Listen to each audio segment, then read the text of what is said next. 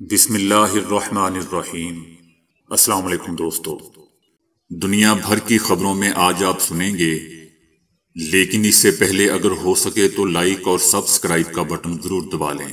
شکریہ۔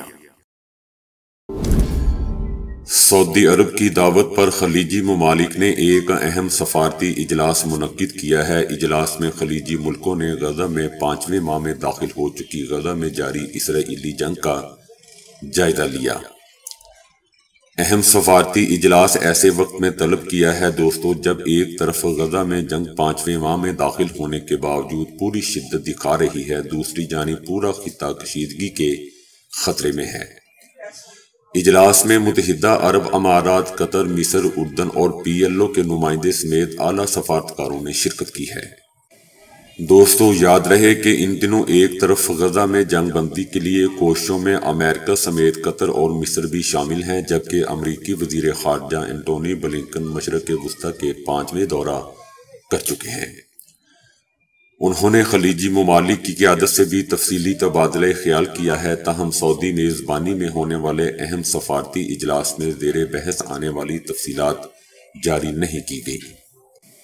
اہم سفارتی اجلاس کے میزبان سعودی عرب کا مسلسل دوستو موقف رہا ہے کہ فلسطینی مسئلے کا حل فلسطینی ریاست کے قیام میں ہی مضمر ہے۔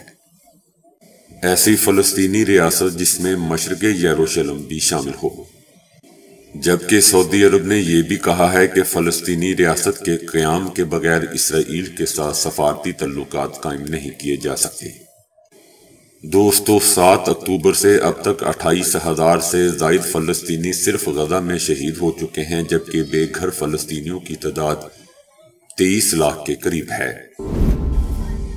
اسرائیل نے زمینی کارروائی کی تیاریوں کے ساتھ ساتھ رفح کے محفوظ زون پر فضائی حملوں کو بڑھا دیا ہے۔ اسرائیل نے یہ اقدام دوستو اس وقت کیا ہے جب اقوام متحدہ نے جنگ کا دائرہ رافع تک پھیلانے سے بے گھر فلسطینیوں کے لیے تباہ کن نتائج کا انتباہ کیا ہے، جبکہ امریکہ نے کہا ہے کہ وہ جنوبی غزہ میں حملہ سانحہ ثابت ہوگا۔ اسرائیلی فوج کی جانب سے رافع کے مختلف حصوں میں فضائی بمباری اور ٹینکوں سے گولہ باری کی گئی ہے۔ اسرائیلی وزیر اعظم نیتن یاہو اور دیگر اعلیٰ حکام کی جانب سے غزہ میں جنگ کو رافع تک توسیع دینے کی منصوبہ بندی کی جا رہی ہے، جہاں لاکھوں بے گھر فلسطینی شہری پناہ لیے ہوئے ہیں، جبکہ امریکہ نے رافع میں بڑے پیمانے پر حملوں پر انتباہ جاری کرتے ہوئے کہا ہے کہ یہ کسی سانحہ سے کم نہیں ہوگا، کیونکہ بہت بڑی تعداد میں عام شہری وہاں پناہ لیے ہوئے ہیں۔ رافع وہ علاقہ ہے دوستو جسے اسرائیل نے خود محفوظ زون قرار دیا ہے اور عام شہریوں کو وہاں پناہ لینے کی ہدایت کی گئی ہے۔ امریکہ نے کہا ہے کہ وائٹ ہاؤس کی جانب سے رافع پر آپریشن کی حمایت نہیں کی جائے گی، جبکہ ایسا لگتا ہے کہ اسرائیل کی جانب سے اس اقدام کے بارے میں منصوبہ بندی نہیں کی گئی ہے۔ دوستو یہ بھی یاد رہے کہ اسرائیل کی جانب سے رافع پر حملے کی منصوبہ بندی اس وقت کی گئی ہے جب اس کی جانب سے حماس کی جانب سے جنگ بندی کی تجاویز کو مسترد کر دیا گیا ہے۔ تحریک انصاف لطیف کھوسہ نے کہا ہے کہ نواز شریف کی ڈاکٹر یاسمین کے مقابلے میں جیت متنازع ہے۔ انہوں نے دعویٰ کیا کہ ہم بغیر کسی بیساکھی کے حکومت بنانے میں کامیاب ہو جائیں گے۔ لطیف کھوسہ کا کہنا تھا کہ نون لیگ حکومت نہیں بنا سکے گی۔ نواز شریف واپس جائیں گے، نون لیگ کی کوئی اکثریت نہیں ہے۔ نواز شریف یہ کہتے ہوئے واپس جائیں گے کہ مجھے کیوں بلایا گیا۔ ان کا مزید کہنا تھا کہ نون لیگ کی کوئی اکثریت نہیں ہے، نہ مرکز میں نہ پنجاب میں وہ حکومت بنا سکتے ہیں۔ انہوں نے خواجہ سعد رفیق کی طرف سے مبارکباد دینے پر رد عمل کا اظہار کرتے ہوئے کہا کہ لیکن دیر کر دی مہرباں، آتے آتے سعد رفیق کو مبارکباد رات کو ہی دے دینی چاہیے تھی، انتظار کس بات کا تھا۔ اسحاق ڈار نے کہا ہے کہ مسلم لیگ نون قومی اسمبلی میں واحد سب سے بڑی سیاسی جماعت بن کر سامنے آئی ہے اور پنجاب اسمبلی میں واضح اکثریت والی جماعت کے طور پر سامنے آ رہی ہے۔ ان کا کہنا تھا کہ قبل از وقت اور محتسبانہ قیاس آرائیوں سے گریز کیا جانا چاہیے، جبکہ ہم الیکشن کمیشن کے مکمل سرکاری نتائج کے منتظر ہیں۔ یقیناً ہمارے حق میں ہی فیصلہ آئے گا۔ ان کا کہنا تھا کہ آزاد امیدوار ہم سے رابطہ کر رہے ہیں۔ آئین کے مطابق آزاد امیدوار کو 72 گھنٹوں میں کسی پارٹی میں شامل ہونا ہے۔ اسحاق ڈار نے کہا کہ ہم کسی کو اپنے ساتھ ملانے کے لیے زبردستی نہیں کر سکتے، ہم پنجاب میں اکثریتی جماعت ہیں۔ آزاد امیدوار جماعت میں شامل نہیں ہوں گے تو مخصوص نشستیں نہیں ملیں گی۔ نواز شریف نے کہا تھا کہ اکثریت ہوگی تب بھی دیگر جماعتوں کو ساتھ لے کر چلیں گے۔ ان کا کہنا تھا کہ بلاول بھٹو کے والد صاحب زرداری کی آزاد امیدواروں کو قابو کرنے کی صلاحیت بہت ہی اچھی ہے۔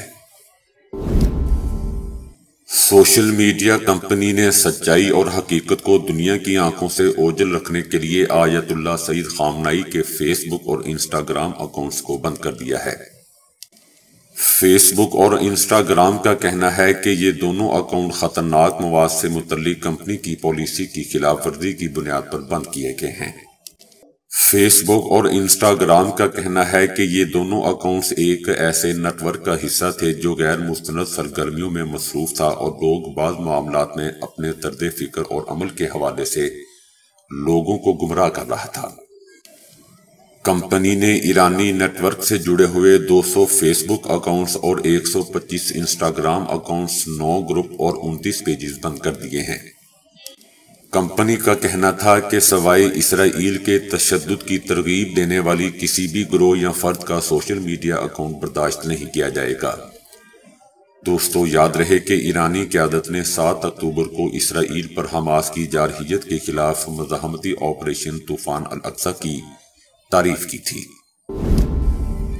گزشتہ روز ہونے والے عام انتخابات میں دوستو بڑے بڑے برج الٹ گئے۔ JUI کے مولانا فضل الرحمان، نون لیگی رہنما سعد رفیق، IPP کے چیئرمین جہانگیر ترین، PTI کے رہنما پرویز الہی، PTI پارلیمنٹ کی پرویز خٹک انتخابی جنگ ہار گئے۔ جماعت اسلامی کے امیر سراج الحق، عوامی نیشنل پارٹی کے ایمل ولی خان، ANP امیر حیدر ہوتی، سابق وزیر اعلیٰ KP محمود خان، شاہ محمود قریشی کی صاحبزادی مہر بانو قریشی بھی اپنی نشست نہ جیت سکی۔ PTI رہنما عالیہ حمزہ ملک، پاکستان مسلم لیگ نون کے رہنما جاوید لطیف اور سابق وفاقی وزیر غلام احمد بلور بھی ناکام ہو گئے۔ روس کے صدر پیوٹن نے کہا ہے کہ امریکہ اور یورپ کو اب یوکرین کے مسئلے پر روس سے جامع بات چیت کرنا ہوگی۔ صدر پیوٹن نے لگی لپٹی رکھے بغیر دو ٹوک الفاظ میں کہا کہ ہم یوکرین جنگ میں فوجی سطح پر فتح کی خواہش نہیں رکھتے، ہم تو چاہتے ہیں کہ مغرب سے کوئی بڑی ڈیل ہو جائے۔ دوستو، یاد رہے کہ روسی صدر پیوٹن نے مغرب میں اتحادی بنانے کے لیے اشروں تک محنت کی ہے۔ روس خفیہ اداروں سے بھی بھرپور مدد لیتا رہا ہے۔ روس کے لیے دوستانہ رویہ رکھنے والے سیاستدانوں سے تعلقات مزید بہتر بنانے کے لیے صدر پیوٹن نے سفارتکاروں کو بھی عمدگی سے بروئے کار لانے کی کوشش کی ہے۔ صدر پیوٹن کا کہنا تھا کہ یوکرین میں جاری جنگ ختم کرانے کے لیے اب امریکہ کو یوکرین کی سرزمین روس کے حوالے کرنے سے متعلق بات چیت کرنی چاہیے۔ جنگ ختم کرنے کی اور کوئی معقول صورت نہیں ہے۔ صدر پیوٹن نے اس بات کو سراہا کہ سابق صدر ٹرمپ نے یوکرین کے لیے امداد کا پیکج روکنے کے حوالے سے اپنا کردار ادا کرنے کی کوشش کی ہے۔ ان کا کہنا تھا کہ امریکہ میں دائیں بازو کے سیاستدانوں کا کہنا ہے کہ امریکہ میں بھی مسائل کم نہیں ہے، پہلے انہیں حل کرنے کی کوشش کی جانی چاہیے۔ روسی صدر نے چنگیز خان، رومن سلطنت اور مصنوعی ذہانت پر بھی بات کی۔ یوکرین کی جنگ کو بالکل درست اور روسی لشکر کشی کو بلا جواز قرار دیتے ہوئے روسی صدر پیوٹن نے دعویٰ کیا کہ مغرب کی طرف سے تھوپی جانے والی جنگ روکنے کے لیے روس کو یوکرین میں جنگ شروع کرنا پڑی۔ امریکی صدر جو بائیڈن نے طوفان الاقصی کے رد عمل میں دوستوں اسرائیلی حملوں کو ضرورت سے زیادہ قرار دیا۔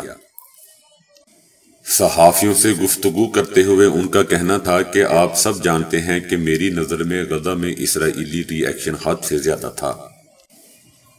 ان کا کہنا تھا کہ امریکہ اس وقت حماس اور اسرائیل کے درمیان جنگ بندی میں اتفاق کے لیے شدید کوششیں کر رہا ہے۔ ہم قطری حکام کے ساتھ غزہ میں انسانی امداد کی رسائی کے لیے بھی رابطے کر رہے ہیں۔ ایک موقع پر امریکی صدر نے کہا کہ غزہ کے عوام کو اس وقت شدید انسانی امداد کی ضرورت ہے۔ صدر جو بائیڈن نے کہا کہ میں نے اس معاملے پر اسرائیل کے وزیر اعظم نیتن یاہو سے بھی بات کی ہے اور ان پر غزہ میں انسانی امداد کی رسائی کے لیے دباؤ ڈالا ہے۔ دوستو، یاد رہے کہ غزہ پر 4 ماہ یا 5 ماہ سے مسلط جنگ میں امریکہ اسرائیل کا بنیادی حامی رہا ہے اور اس کو اسرہ بھی دیتا رہا ہے۔ امریکہ میں حال ہی میں کیے گئے ایک سروے میں یہ بات سامنے آئی ہے کہ جنگ غزہ ٹرمپ کے مقابلے میں صدر جو بائیڈن کے ووٹرز پر منفی اثرات مرتب کر سکتی ہے۔ یہ سروے یوگاؤ اور اکانومسٹ اخبار نے مل کر انجام دیا، جس میں جو بائیڈن کے 51% حامیوں نے 2020 کے اسرائیلی اقدام کو نسل کشی قرار دیا، جبکہ سابق صدر ٹرمپ کے حامیوں میں یہ تعداد صرف 12% تھی۔ ایران کے سپریم لیڈر آیت اللہ خامنائی کا کہنا ہے کہ غزہ کی مصیبت انسانیت کی مصیبت ہے اور یہ دکھاتی ہے کہ موجودہ عالمی نظام پوری طرح سے باطل ہے، جو جاری نہیں رہ سکتا اور ختم ہو کر رہے گا۔ انہوں نے قرآن مجید کی آیتوں کے حوالے سے نبی اکرم صلی اللہ علیہ وآلہ وسلم کی دعوت توحید کو ہر زمانے کے لیے ایک پائیدار حقیقت بتایا اور کہا کہ اس وقت بھی پیغمبر اسلام صلی اللہ علیہ وآلہ وسلم تعلیم اور تزکیے کی حالت میں ہے، یعنی جسے انہوں نے اس وقت کے لوگوں کو بتوں سے دوری کی دعوت دی تھی، ان کی وہ دعوت اور خطاب آج بھی قائم ہے۔ انہوں نے غزہ کے مصائب کو عالم اسلام بلکہ پوری انسانیت کے مصائب اور موجودہ عالمی نظام کے ناکارہ پن کی نشاندہی کرنے والا بتایا اور کہا کہ آج امریکہ، برطانیہ، بہت سے یورپی ممالک اور ان کے پٹھو ممالک صہیونی حکومت کے مجرم اور خون آلود ہاتھوں کی حمایت میں کھڑے ہیں، اور اسی سے سمجھا جا سکتا ہے کہ موجودہ عالمی نظام نہ صرف ناکارہ ہے، یہ جاری نہیں رہ سکتا اور انشاءاللہ ختم ہو کر رہے گا۔ ان کا کہنا تھا کہ جیسا کہ خود صہیونیوں نے اعتراف کیا ہے کہ وہ امریکی ہتھیاروں کے بغیر ایک دن بھی جاری جنگ نہیں رکھ سکتے تھے، اور امریکہ بھی غزہ کے معاملے میں مجرم اور اس واقعے کا ذمہ دار ہے۔ ان کا کہنا تھا کہ فلسطینی مجاہدین خود ہی میدان جنگ کو کنٹرول کرنے کی طاقت رکھتے ہیں، جیسا کہ انہوں نے آج تک میدان جنگ کو کنٹرول کیا ہے اور ان کو کوئی بڑا نقصان نہیں پہنچا ہے۔ پاکستان میں عام انتخابات کے انعقاد پر دوستو، چائنا کا کہنا ہے کہ انتخابات پاکستان کا اندرونی معاملہ ہے۔ پاکستان تمام موسموں کا ہمارا شراکت دار اور فولادی دوست ہے۔ چائنا کا کہنا ہے کہ پاکستان میں ہونے والے حملوں پر گہری تشویش ہے۔ چائنا پاکستان میں ہونے والے حملوں کی شدید مذمت کرتا ہے۔ حملوں میں جانی نقصان پر دکھ ہے۔ افواج پاکستان نے ملک میں الیکشن کے مجموعی طور پر پرامن انعقاد پر قوم کو مبارکباد دیتے ہوئے کہا ہے کہ الیکشن پاکستانی عوام کی امنگوں کو پورا کرنے کی راہ ہموار کرے گا۔ ISPR کا کہنا تھا کہ پاک فوج نے دیگر قانون نافذ کرنے والے اداروں سے مل کر ذمہ داریاں ادا کی۔ ISPR نے کہا کہ پاک فوج نے آئین کے مطابق اپنی ذمہ داریاں ادا کی۔ ان کا کہنا تھا کہ 1,37,000 جوان تقریباً 6,000 حساس پولنگ اسٹیشن پر، جبکہ 7,800 جوان کوئک رسپانس فورس کے طور پر تعینات تھے۔ عوام کے لیے محفوظ ماحول کی فراہمی کو یقینی بنانا تھا، جو کہ بنایا گیا۔ ISPR کا کہنا تھا کہ KP بلوچستان میں 51 تخریب کار حملوں کا مقصد الیکشن عمل کو سبوتاژ کرنا تھا۔ ان حملوں میں 10 سیکیورٹی اہلکاروں سمیت 12 افراد شہید ہوئے، 39 زخمی ہوئے۔ فوجی جوانوں نے مؤثر طریقے سے ملک بھر میں امن اور سلامتی کو یقینی بنایا۔ ISPR نے بتایا کہ متعدد آپریشن میں 5 تخریب کار بھی مارے گئے۔ غزہ میں اسرائیلی بمباری سے بے گھر ہونے والے تقریباً 2 ملین کے قریب دوستوں لوگ کھلے آسمان تلے آ چکے ہیں اور شدید سردی میں اپنی جان بچانے کے لیے ان کو کوئی معقول جگہ دستیاب نہیں ہے۔ سوشل میڈیا پر ایسے فلسطینی خاندانوں کی تفصیلات سامنے آئی ہیں جو بے گھر ہونے کے بعد ایک پولٹری فارم میں مرغیوں کے پنجروں کے اندر رہنے پر مجبور ہیں۔